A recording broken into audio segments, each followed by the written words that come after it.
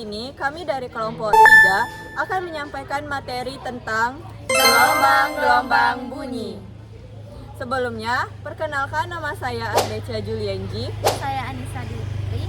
Saya Syarah Maini. Berikut video penjelasannya. Assalamualaikum warahmatullahi wabarakatuh. Kembali lagi di channel Ngoprek Semesta bersama saya Pak Agung. Baik, kali ini saya akan membahas materi gelombang bunyi kelas 11 ya di kurikulum 2013. Oke, kita langsung saja ke materinya. Nah, gelombang bunyi ini adalah getaran yang merambat melalui medium. Jadi intinya kalau misalkan ada getaran yang merambat melalui medium ini bisa berupa zat padat, bisa juga zat cair, bisa juga zat gas ya. Nah, ini maka disebut dengan gelombang bunyi. Tapi dengan syarat dapat didengar oleh alat indera kita gitu. Nah, kemudian berdasarkan frekuensinya ini ada gelombang itu diklasifikasikan ada 3 ya. Pertama infrasonik nih. Infrasonik ini frekuensinya di bawah 20 Hz. Jadi gelombang ini dapat ditimbulkan oleh gempa bumi dan gunung berapi ya. Kemudian ada audiosonik. Audiosonik ini jangkauannya adalah 20 Hz sampai dengan 20.000 Hz ya. Contohnya adalah gelombang yang sudah kita dengar, yaitu yang bisa didengar oleh manusia. Kemudian kalau ultrasonik ini adalah di atas 20.000 Hz. Nah, contohnya gelombang yang dapat didengar oleh kelelawar. Nah, ini untuk menghitung cepat rambat bunyi ketika di zat padat adalah V sama dengan akar E dibagi dengan rho. Ini juga zat cair, V sama dengan akar B dibagi dengan rho.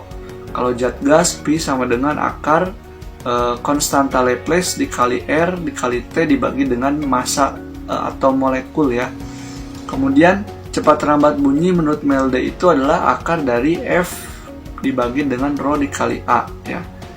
Ini nanti saya bahas di contoh soal ya di sesi tanya semesta. Oke, kalau sumber bunyi nih, sumber bunyi ini ada 2. Pertama berdasarkan senar yang bergetar, yang kedua adalah pipa organa. Nah, pipa organa ini dibagi lagi jadi 2, pipa organa terbuka dengan pipa organa tertutup ya. Nah, pada intinya sih kalau misalkan dawa ya jelas ya berarti ada senarnya gitu ya.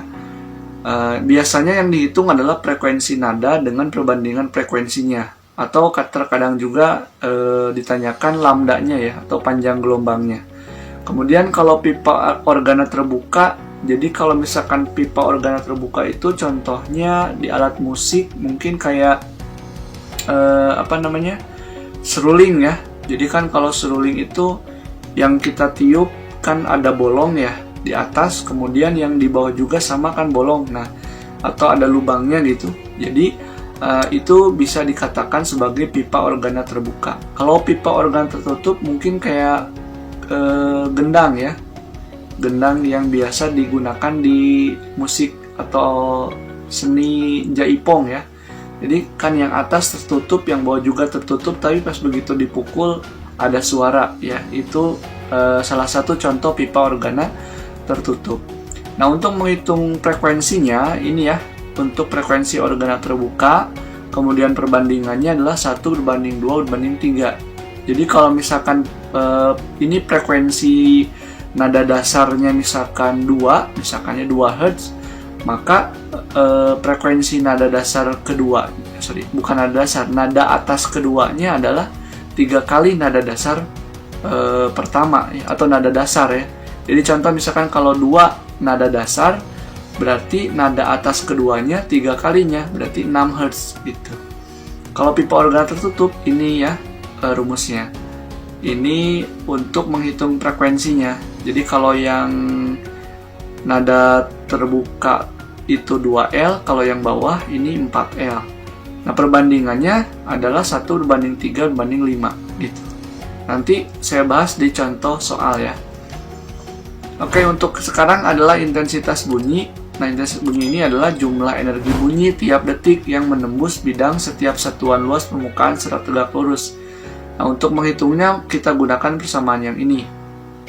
Nah, kalau misalkan ada beberapa bunyi, jadi misalkan bunyi A, bunyi B, bunyi C itu ada bunyi ya atau berbunyi berbarengan gitu, atau berbarengan ataupun dengan jarak tertentu, maka kita gunakan persamaan-persamaan yang di bawah ini. Nah, ini terap intensitas bunyi rumus secara umumnya ya. TI sama dengan 10 log I dibagi I0. Nah, ini taraf intensitas ya TI itu. Kemudian kalau misalkan taraf intensitas bunyi dengan N sumber bunyi yang sejenis dan berbunyi bersamaan. Jadi contoh gini, kita ada di pabrik, kemudian ada mesin yang dinyalakan. Kemudian kalau ketika satu mesin itu dinyalakan 20 desibel, nah taraf intensitas bunyi ini satuannya adalah desibel ya. Jadi kalau misalkan satu mesin 20 desibel, kalau 10 mesin berapa desibel? Nah, untuk menghitungnya kita gunakan persamaan yang ini. TIN sama dengan TI0 ditambah 10 log N, logaritma N ya. N di sini adalah banyaknya mesinnya. Nah, kalau untuk menghitung taraf intensitas bunyi dengan perbedaan jarak tertentu ya, kita gunakan persamaan yang bawah ini. Gitu. Kemudian selanjutnya adalah resonansi bunyi. Nah, resonansi bunyi ini adalah peristiwa bergetarnya suatu benda akibat benda lain yang bergetar dan mempunyai frekuensi yang sama. Jadi kalau ada benda yang digetarkan, seketika itu juga benda yang lain ikut bergetar. Nah, ini kan ada rambatannya gitu, ada mediumnya ya. Jadi pas begitu dia digetarkan, ternyata garpu tala, ini namanya garpu tala ya. Garpu tala yang ini juga ikut bergetar. Nah, kalau misalkan ada dua benda yang sama-sama bergetar dengan frekuensi yang sama, maka itu dikatakan sebagai resonansi. Ya, resonansi bunyi. Nah, untuk menghitung panjang kolom udaranya kita gunakan persamaan yang ini. Ini Ln itu adalah panjang kolom udara N ya.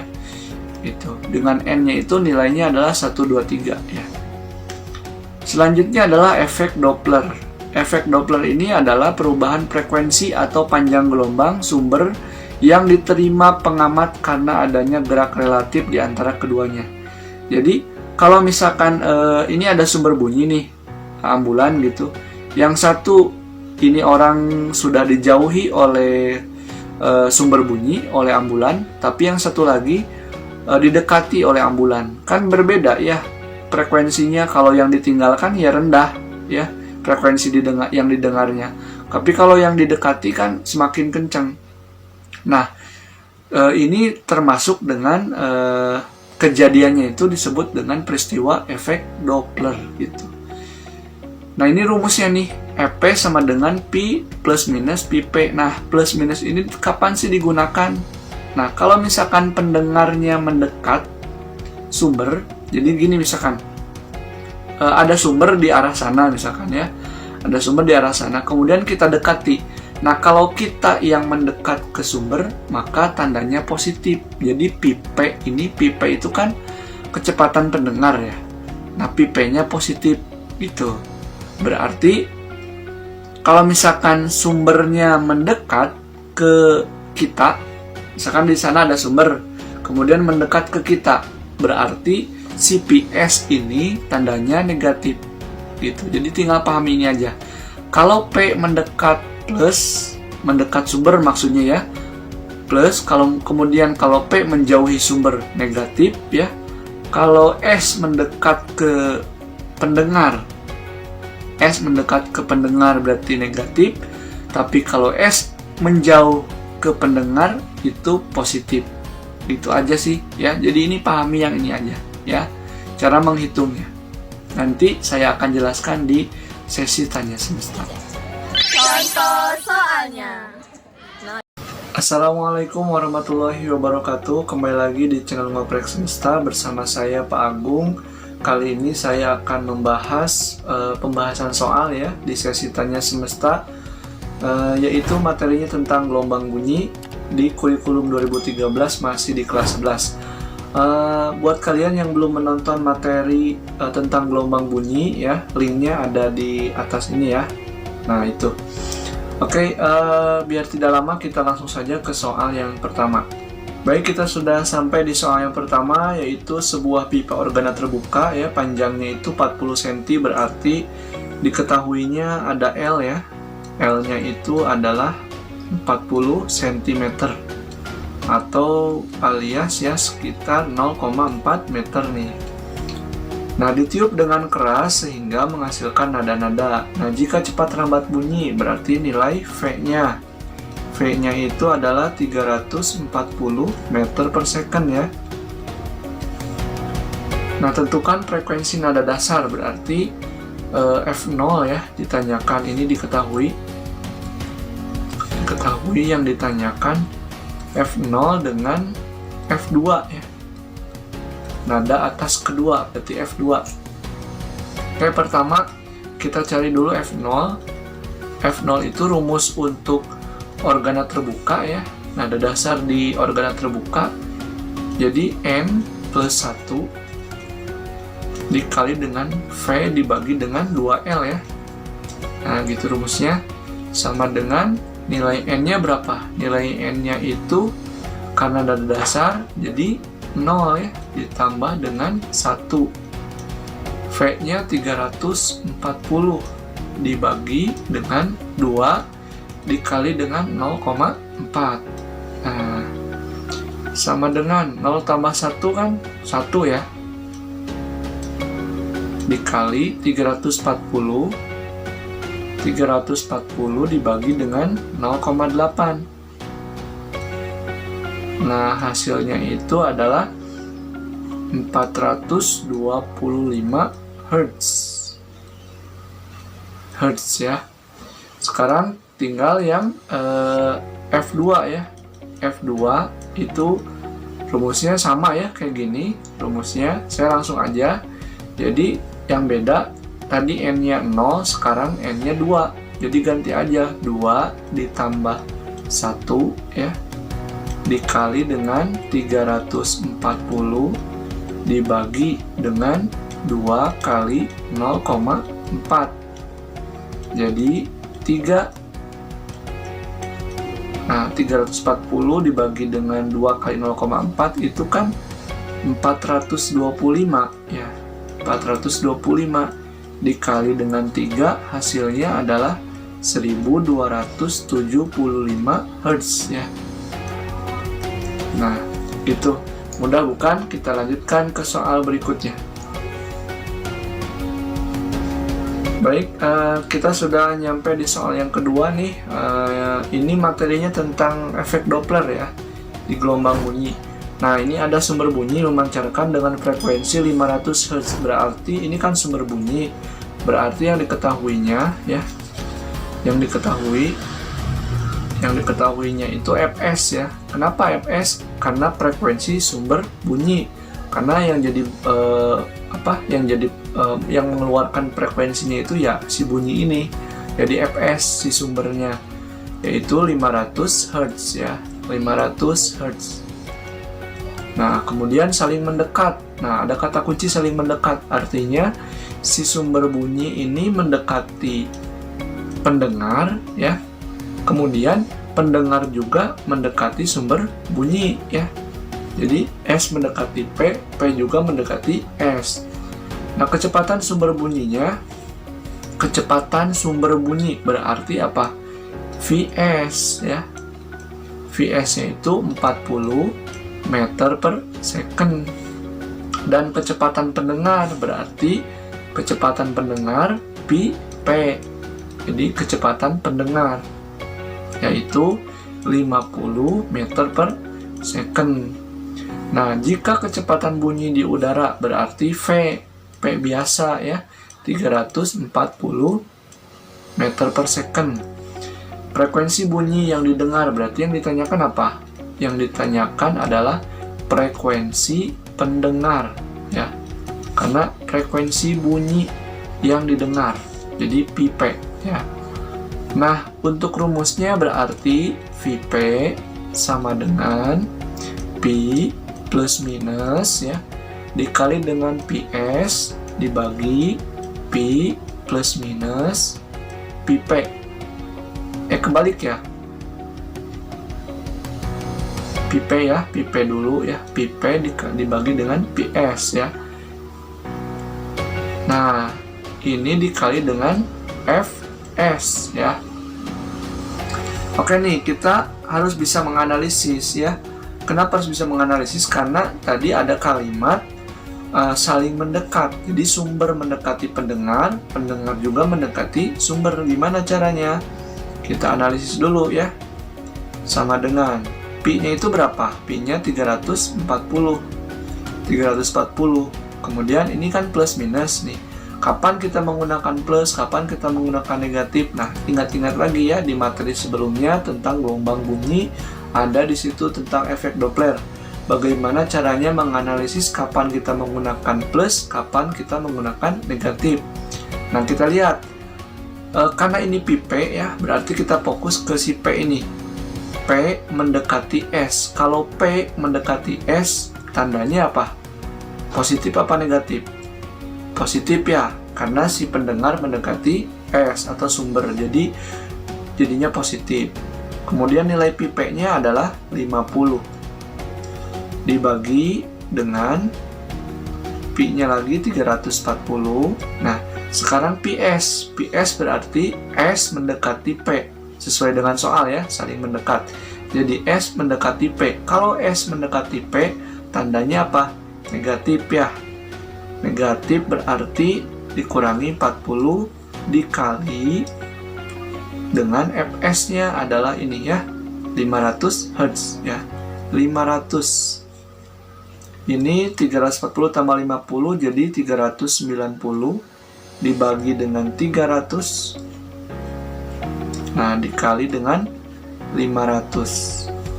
Setelah dihitung, jawabannya adalah 650 Hz. Ya, itu jawabannya. Kita lanjutkan ke soal berikutnya ya, di soal yang nomor 3. Oke nih, kita sudah sampai di soal yang ketiga, yaitu ada sebuah kereta api bergerak dengan kecepatan 72 km per jam. Berarti kecepatan ini sebagai kecepatan apa coba? Kecepatan kereta api itu berarti si diketahui PS ya. Kenapa? Karena kalau kita lanjutkan ceritanya mendekati stasiun sambil membunyikan peluit. Nah, berarti kereta ini sambil berbunyi ya. Kalau berbunyi berarti ini PS ya. PS-nya adalah 72 km per jam. Nah, kan ini 72 km. Harusnya kan dalam meter per second ya. Kita rubah dulu. Jadi 72 km per jam itu berapa meter per second sih? Nah, 72 km ke meter ya. Kilometer ke meter kan ini meter per second ya. Nah, kilometer ke meter itu kan kali 1000. Jadi 72 kali 1000 kan 72.000 ya. 72.000. Nah, 1 jam itu berapa detik? 1 jam itu kan 60 menit ya. 60 menit itu 1 menit itu kan 60 detik, berarti 3600 detik ya. 1 jam 3600 detik. Tinggal coret aja. Coret 720 bagi 36, jawabannya 20 meter per second. Jadi 72 km per jam itu sama dengan 20 meter per second. Nah, ini si kereta ini sambil membunyikan peluit yang berfrekuensi 960 Hz. Berarti itu sebagai apa? Fs ya. Fs-nya sama dengan 960 Hz. Ya. Nah, kecepatan bunyi di udara berarti nilai V. V-nya 340 meter per second.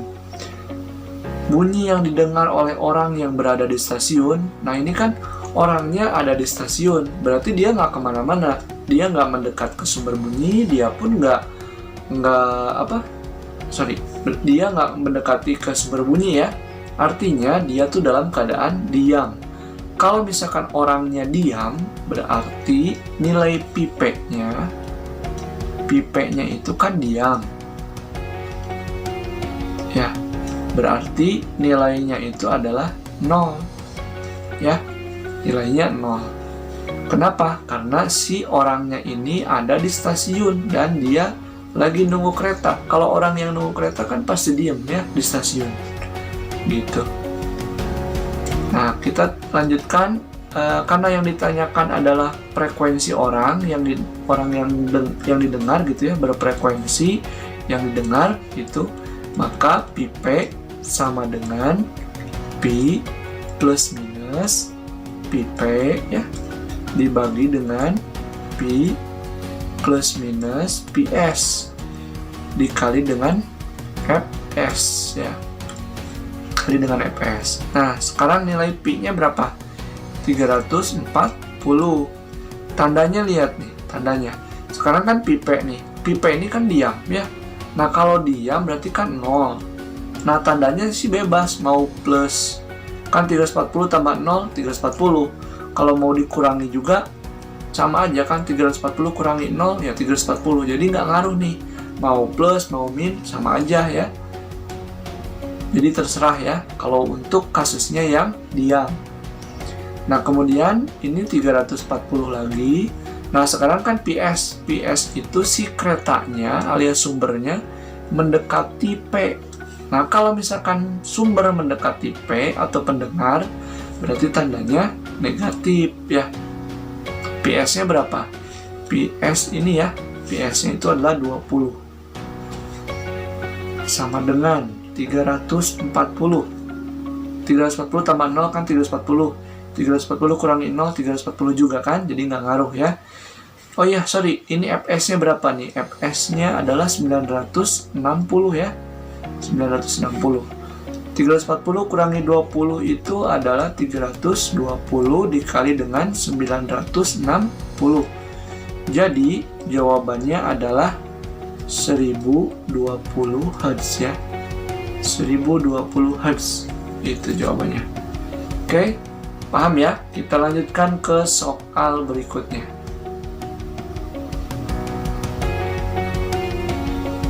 Oke, kita sudah sampai di soal yang keempat ya. Ini ada sebuah sumber bunyi nih, mempunyai taraf intensitas bunyi 50 desibel.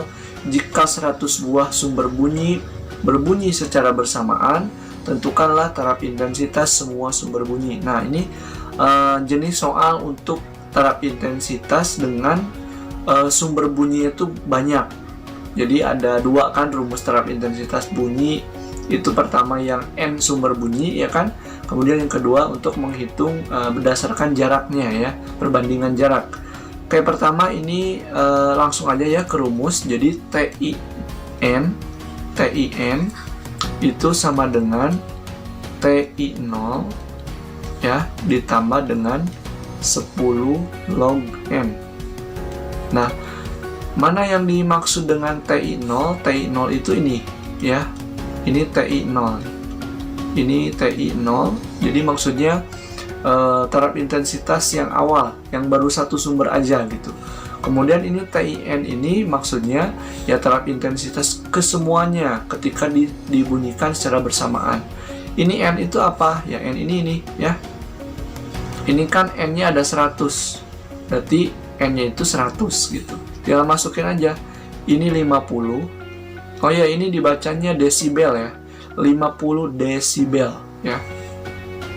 Ditambah dengan 10 log. Nah, ini log. N-nya kan 100, tinggal kali dengan 100. Sama dengan 50 ditambah 10. Nah, log 100 itu berapa? Nah, ini ada yang cepatnya aja. Jadi, log 10 itu sama dengan 1. Log 10 sama dengan 1. Ini kan nolnya ada 1 ya. Cara ngapainnya gitu aja. Sekarang kalau misalkan log 100. Log 100 itu sama dengan 2. Nah, lihat aja nolnya ada 2 kan. Kemudian kalau log 1000 itu nolnya ada 3 kan. Jadinya 3. Itu ya cara cepatnya. Log 100 berarti 2. Jadi dikali 2. Nah, 10 kali 2, 20 ya. 20 tambah 50 jawabannya adalah 70 desibel. Jadi 70 dB, desibel ya. Oke, mudah ya. Tinggal lanjutkan ke soal terakhir di soal nomor 5. Oke nih, kita sudah ada di soal yang terakhir, yaitu soal nomor 5 ya. Seorang pendengar berada pada jarak 2 meter dari sebuah sumber bunyi yang menghasilkan terap intensitas 100 desibel. Jika pendengar tersebut bergeser menjauh sumber dengan pergeserannya sejauh 18 meter, tentukanlah terap intensitas yang didengar orang pada posisi tersebut. Nah, ini kan ada jarak ya, jarak, ini juga ada jarak. Nah, kalau misalkan jarak, kalau tadi kan sumber bunyi 100, berarti itu N sumber. Nah, kalau misalkan jarak, kita gunakan rumus yang jarak. Jadi tinggal gini aja, masukin rumusnya TI2 sama dengan TI1. TI1 dikurangi berapa? 20 ya. 20 log R2 dibagi dengan R1 gitu ya. Nah, kita lihat dulu nih. Pertama ya, kalau misalkan di soal gitu, ini kan kalau tadi TIN ya, kalau sekarang ini ya TI2 dengan TI1. Nah, kalau TI2 itu artinya yang ditanyakan ya, terap intensitas yang didengar orang pada posisi tersebut. Berarti itu TI2-nya. Kalau TI1 itu taraf intensitas sebuah sumber bunyinya. Berarti yang ininya nih, ya. Itu TI1. Berarti tinggal masukin aja, ini 100 desibel dikurangi dengan 20 log. Nah, R2-nya tuh berapa? Coba lihat, ada bahasannya gini. Ini ada seorang ya, ini sumber bunyi nih. Ini S. Jaraknya, ini jarak nih. Dari sumber bunyi ke orang ya, ke orang berarti pendengar ya, itu adalah 2 meter. Nah, ini jarak awal nih, berarti ini adalah R1 ya, ini R1 nya 2 meter. Kemudian lihat, dia tuh bergeser menjauh sumber dengan pergeserannya sejauh 18 meter. Berarti dari titik ini ke sini misalkan ya, ini sejauh 18 meter. Berarti dia jadi di sini. Nah, P aksen. Coba lihat. Kan titik dari sumber bunyi ke sini 2 meter ya. Sekarang dia menjauh lagi ke sini sejauh 18 meter. Berarti jarak yang keduanya berapa? Berarti jaraknya adalah berapa coba? 20 meter ya. Jarak totalnya kan jadi 20 meter. Karena dihitung dari titik sumber ke P aksen ini ya. Sejauh dia bergeser, jadinya 20. Jadi R2 ini 20 dibagi dengan R1-nya berapa nih? R1-nya adalah 2. Sama dengan 100 dikurangi 20 log. Nah, 20 bagi 2 berapa? 10 kan? Sama dengan 100 dikurangi 20. Nah, log 10. Lihat nolnya ada berapa? 1 ya. Jadi log 10 hasilnya adalah 1. Jadi jawabannya 20 kali 1 kan 20 ya, 100 kurangi 20 jawabannya 80 desibel. Gitu, mudah ya. Saya cukupkan sekian karena soal sudah habis. Kita ketemu lagi di video selanjutnya ya. Oke, mudah-mudahan ada manfaatnya. Semoga kalian paham dan tetap jaga kesehatan. Assalamualaikum warahmatullahi wabarakatuh. Sekian video pembelajaran yang dapat kami sampaikan. Kami akhiri. Wassalamualaikum warahmatullahi wabarakatuh.